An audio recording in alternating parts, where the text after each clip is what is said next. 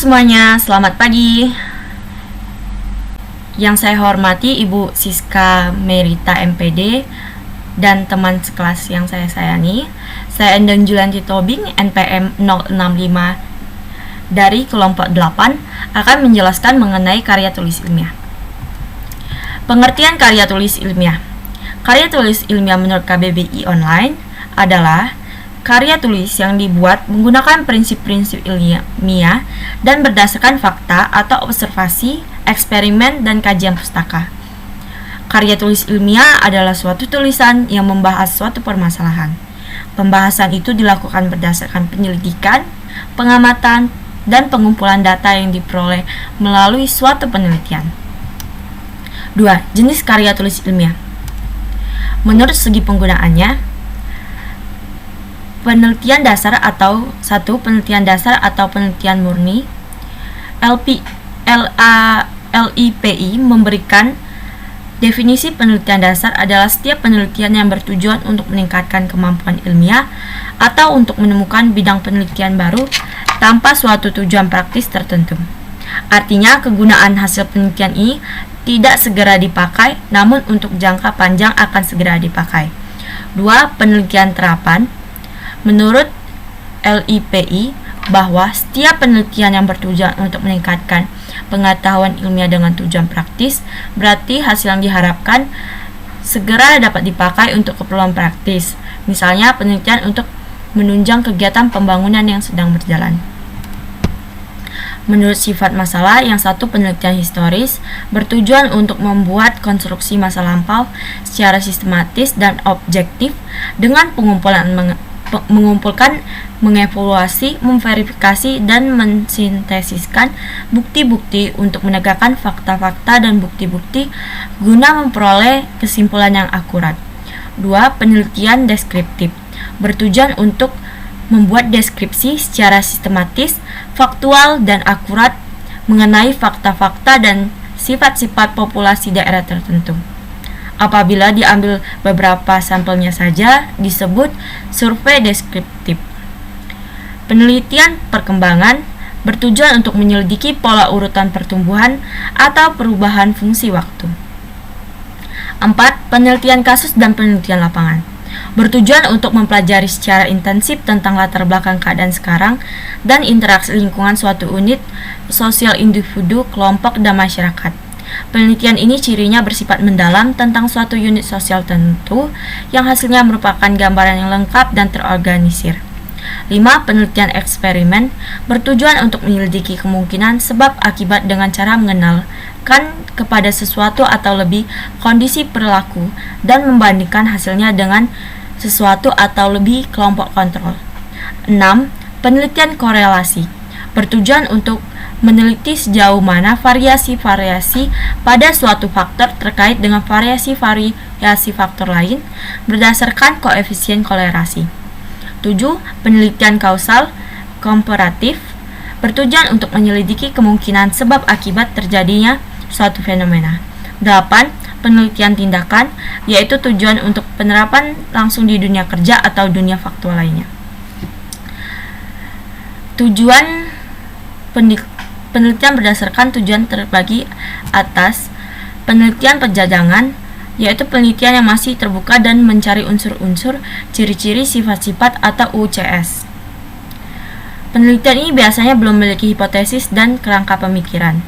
Untuk mengalihkan pikiran peneliti, biasanya digunakan pendekatan masalah dalam bentuk pertanyaan-pertanyaan penelitian, bukan kerangka pemikiran. 2. Penelitian penjelasan atau explanatory or confirmatory research bertujuan penelitian yang menyoroti hubungan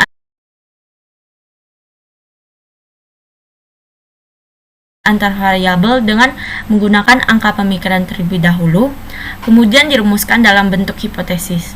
3. Penelitian deskriptif penelitian yang bertujuan untuk mengetahui perkembangan sarana fisik tertentu atau frekuensi terjadinya suatu aspek yang nominal sosial tertentu dan untuk mendeskripsikan fenomena secara terperinci.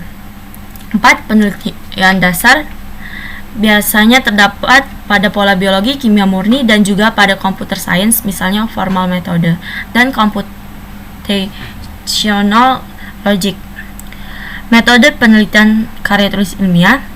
Metode pertama, metode penelitian survei, adalah metode penelitian kuantitatif yang dilakukan untuk mendapatkan data yang terjadi pada masa lampau atau masa saat ini tentang keyakinan, pendapat, karakteristik, perilaku, hubungan variabel, dan untuk menguji hipotesis.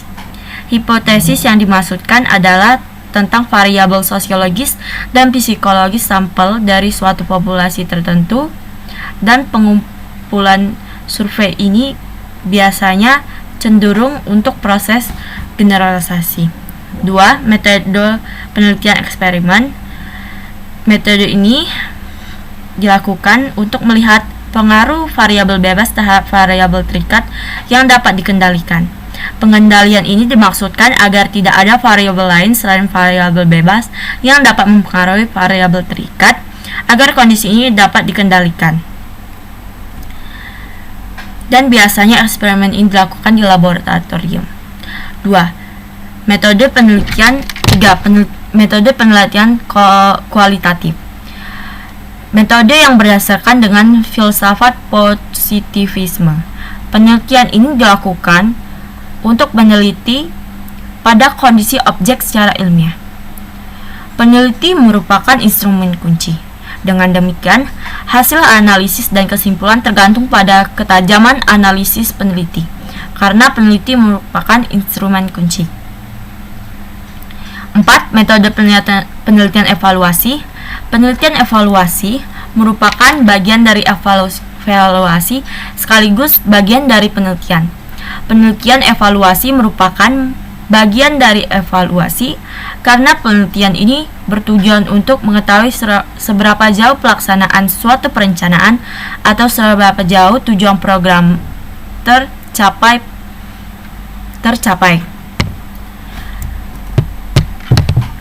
Cara penulisan.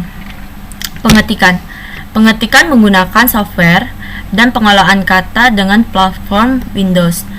Jenis huruf yang digunakan adalah Times New Roman dengan ukuran font 12 kecuali untuk halaman judul dan catatan kaki atau footnotes.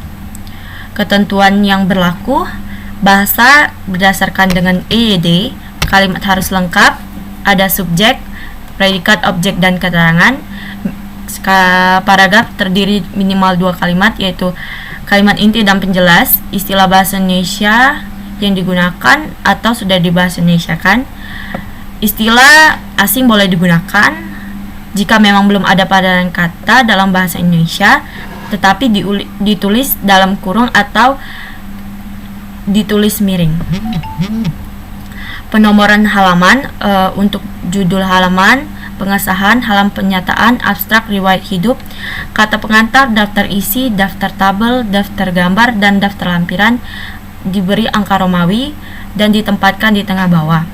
Halaman judul tidak diberi nomor tapi tetap dihitung. Mulai dari bab 1 sampai dengan terakhir diberi halaman angka Latin. Data yang mendukung penelitian disajikan dalam lampiran yang disajikan menurut kelompoknya tanpa diberi nomor. Tabel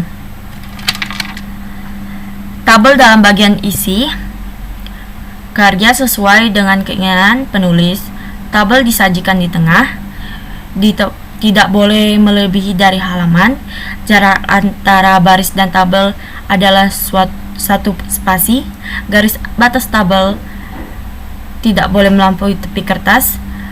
Kolom tabel diletakkan sejajar.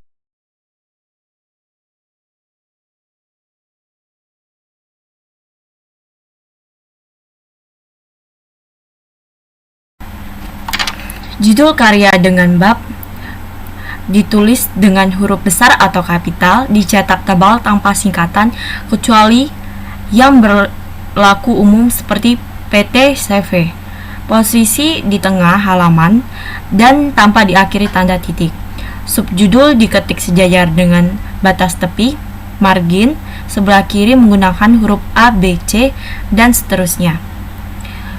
Judul subbab ditulis angka 1, 2, 3 dan seterusnya. Judul sub Sub-sub bab dimulai dengan huruf A, B, C, dan seterusnya. Demikian penjelasan dari saya, selanjutnya akan diteruskan oleh rekan saya. Terima kasih.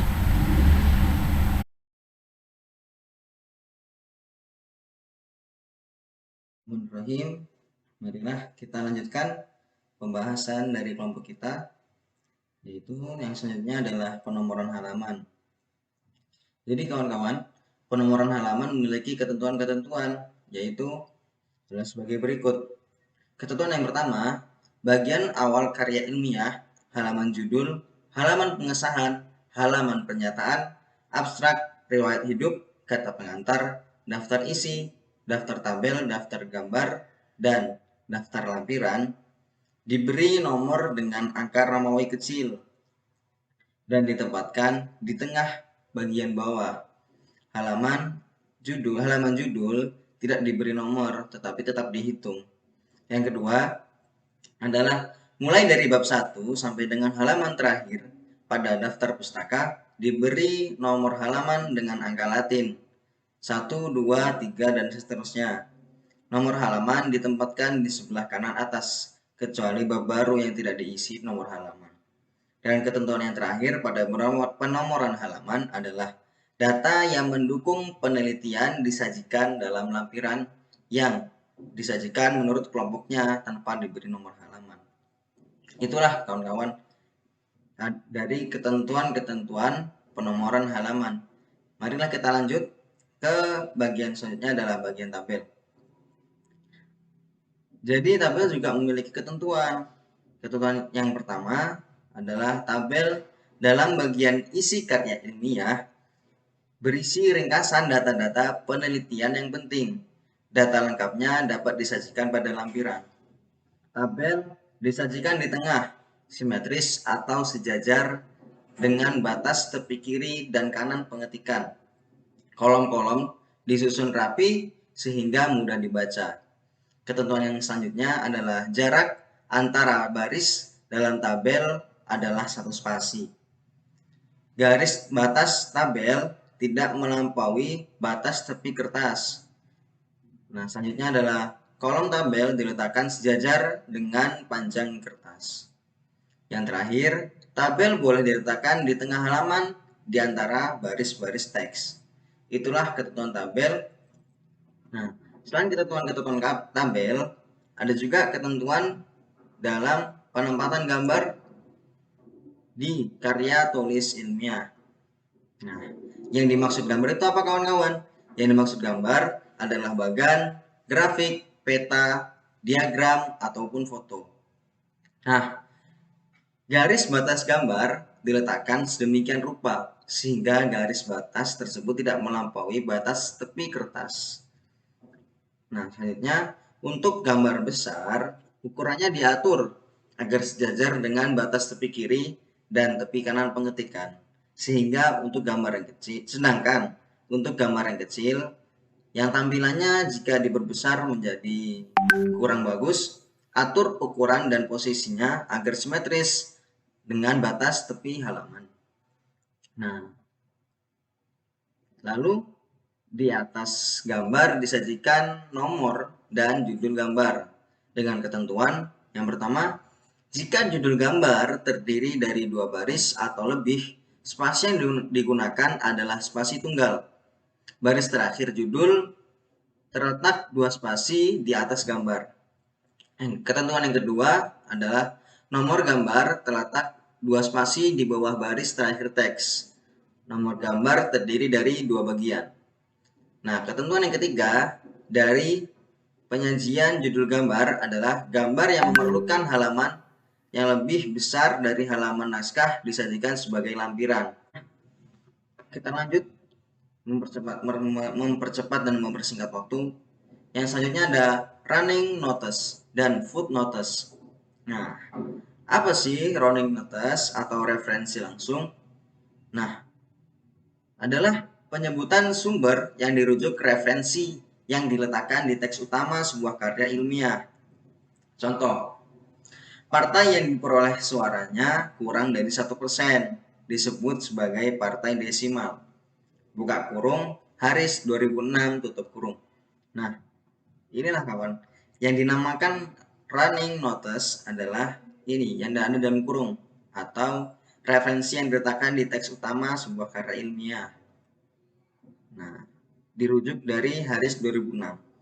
Selanjutnya, contoh yang kedua, pembahasan yang mendalam tentang militer dan politik di Indonesia banyak dilakukan oleh para ilmuwan politik asing. Buka kurung Crouch 1979, dan seterusnya tutup kurung, koma. Nah, itulah contohnya. Jadi ada dua contoh dari running notice. Selain running notice, kita juga akan membahas tentang footnotes. Apa sih footnotes itu? Footnotes adalah catatan kaki di halaman yang digunakan untuk memberikan penjelasan tambahan atau mencantumkan URL panjang. Jika di dalam catatan kaki ada referensi, referensinya dibuat dalam bentuk running notice.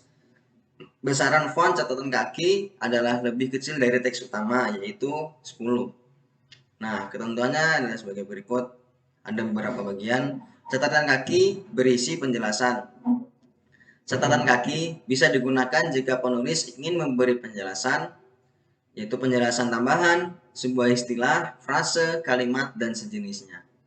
Yang kedua, catatan kaki berisi penjelasan dan running notice. Nah, catatan kaki bisa digunakan jika penulis ingin memberi penjelasan tambahan lengkap dengan referensinya. Nah, yang terakhir, catatan kaki berisi URL panjang. Referensi langsung yang berupa alamat website, URL, dicantumkan di catatan kaki. Hyperlink-nya dihilangkan dan tanggal aksesnya dicantumkan. Nah, mungkin itu saja dari saya, kawan. Kurang lebihnya saya mohon maaf. Jika ada kesalahan, itu menurut data yang dari saya. Mungkin setelah ini akan dilanjutkan oleh teman-teman saya. Dan untuk saya sendiri, saya ucapkan terima kasih.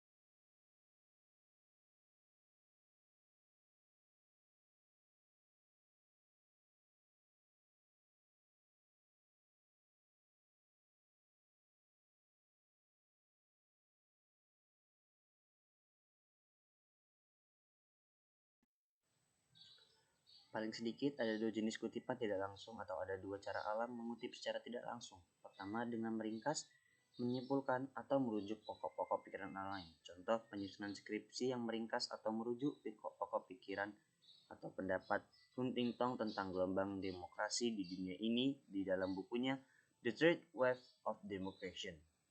Kedua, dengan melakukan paraphrase, yakni pengubahan struktur atau susunan kalimat aslinya menjadi kalimat lain tanpa mengubah isi atau substansi kalimat atau alinea tersebut. Kemudian B, pencantuman referensi kutipan atau sumber rujukan. Hal-hal yang perlu diperhatikan dalam mencantumkan referensi atau sumber rujukan sebuah kutipan beserta contoh-contohnya adalah sebagai berikut. Yang pertama, ketentuan umum dalam pengutipan sebuah teks. A, mencantumkan nama pengarang dan tahun terbit dengan format sebagaimana yang telah disebutkan, yakni nama keluarga atau belakang tahun, atau nama lengkap atau nama keluarga atau belakang tahun. Gelar pengarang tidak disebutkan, tahun tulis dengan angka 4 digit. B, untuk kutipan langsung, nomor halaman harus disebutkan. C, Untuk kutipan tidak langsung, nomor halaman bisa disebutkan atau bisa juga tidak disebutkan atau disesuaikan dengan keperluan tersebut. D. Gunakan tanda baca .2 di antara tahun dan nomor halaman, diketik tanpa spasi. Yang kedua, referensi kutipan bisa diletakkan di awal kalimat, di tengah kalimat, dan di akhir kalimat atau kutipan. Contoh masing-masing referensi di kutipan ini adalah sebagai berikut. Contoh pertama, Rosie et al. 2005.25 mengamati bahwa meluasnya pertikaian antar varian sendiri dalam sistem distrik, jumlah pemenangnya akan menjadi wakil di dekan perwakilan rakyat. 3. Jika tulisannya mempunyai 2 atau 3 penulis, gunakan kata dan dalam teks tetapi menggunakan simbol dan dalam merujuk referensi langsung. Contoh 2. Dalam pandangan osmosis plastik, birokrasi dan gemuk lamban perlu dipangkas agar lebih efisien dan lincah. Yang keempat, untuk 2-3 pengarang, nama mereka semuanya misalnya Torgerson, Andrew, dan Smith 2001. Sedangkan untuk 4 penulis atau lebih, gunakan et al. Misal Rozier et al. 2001. Untuk mengutip lebih dari satu tulisan yang ditulis oleh seorang penulis, gunakan huruf kecil A, B, C untuk mengidentifikasi tulisan yang dipublikasikan pada tahun yang sama oleh penulis yang sama.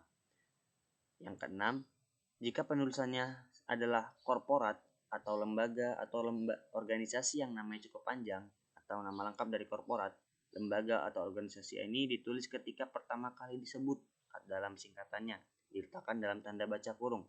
Untuk selanjutnya, penyebutannya cukup singkatannya saja. Penulisan referensi dalam running notes adalah singkatnya. 7. Sumber makalah dan koran. Makalah, contoh dari makalah, penulisan universitas yang ada di Indonesia berada jauh di bawah dibandingkan dengan beberapa universitas lain di Asia, UI misalnya. Masuk dalam peringkat 295, sementara ITB dan Universitas Gadjah Mada masing-masing memasuki peringkat 369 dan 60 dalam kurung Tempo, 17 Februari 2008 tutup kurung. B. Sumber online. 8. Sumber online. A. Sebuah sumber online dikutip dengan cara sama yang seperti sumber yang dicetak, yakni dengan mencantumkan nama penulis atau organisasi, nama website atau pemilik website yang diikuti tahun publikasi dan tanggal akses. B.